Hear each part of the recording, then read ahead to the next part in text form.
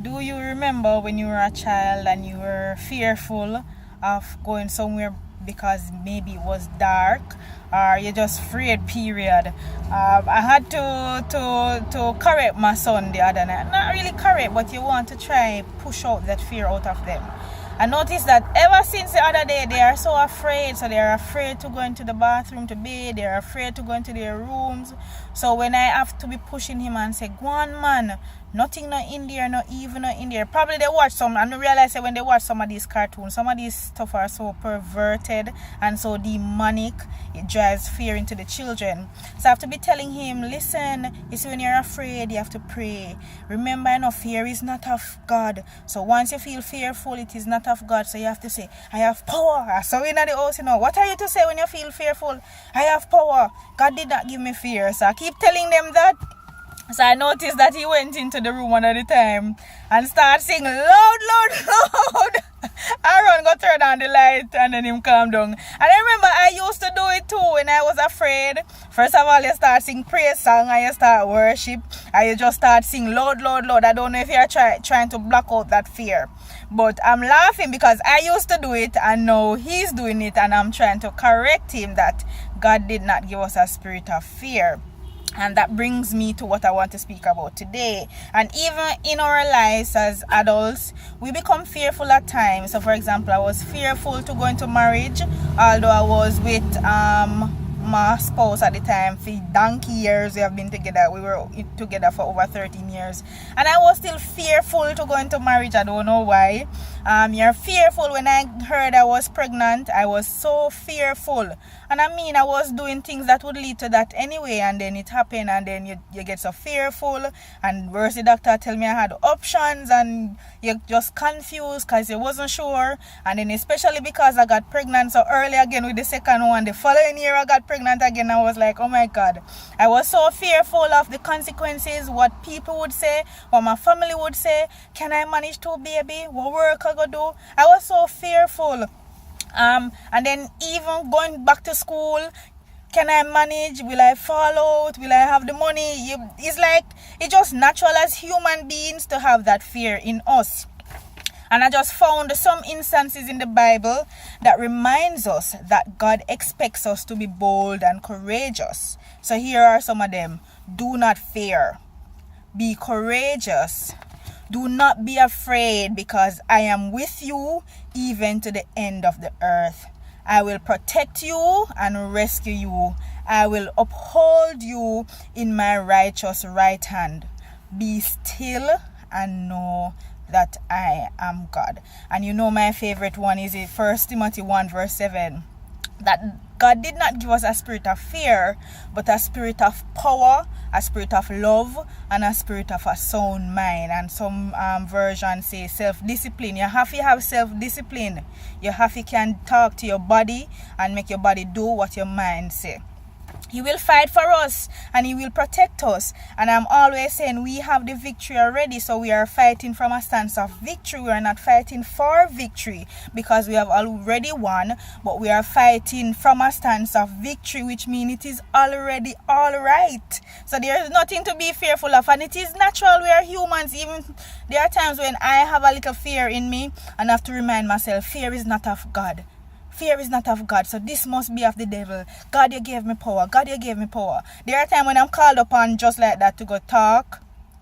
And because you're probably in a setting where it's mostly adults are there, you feel a little bit intimidated. So I have to be scrunching up my toe and saying, I can't make people say, yeah, carry on like that, But I keep saying to myself, all right, God, you did not give me fear. God, you did not give me fear. God, you did not give me fear. And saying that is like it pushes the fear out of you.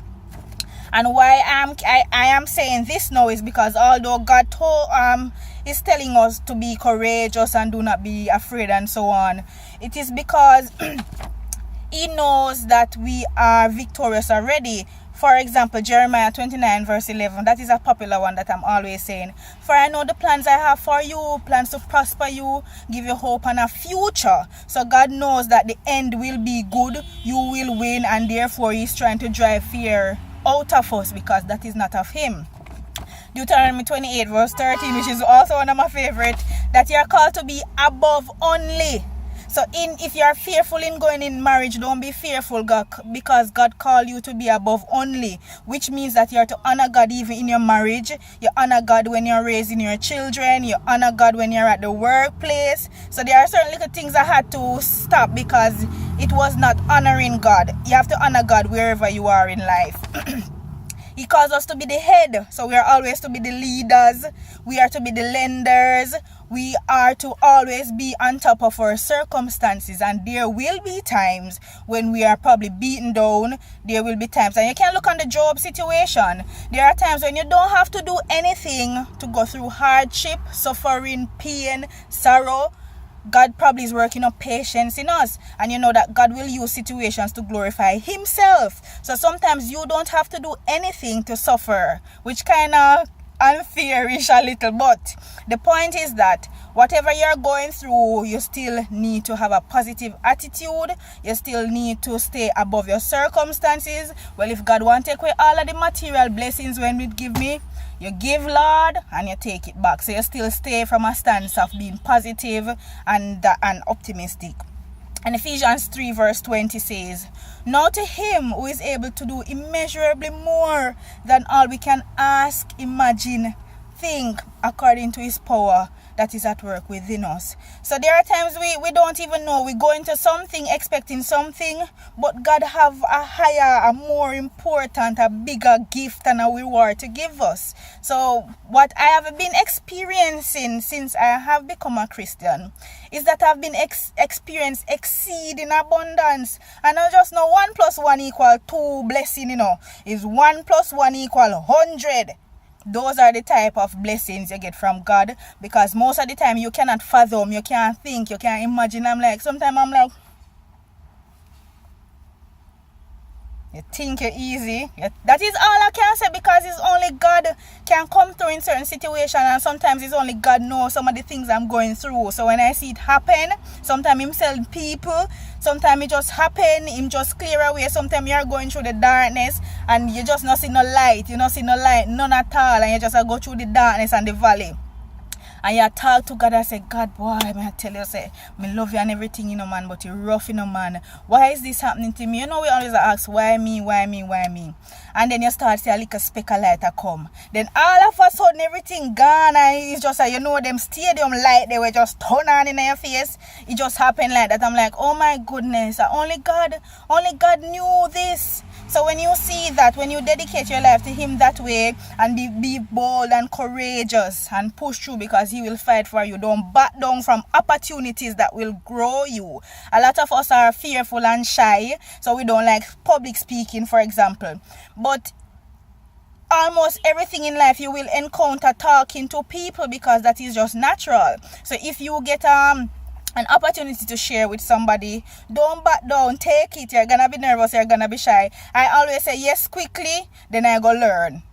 So there are a lot of times people call me sudden if you go do something. Not that I'm gonna overcommit, because I do have a family, but if I'm free and I'm available, I'm gonna say yes.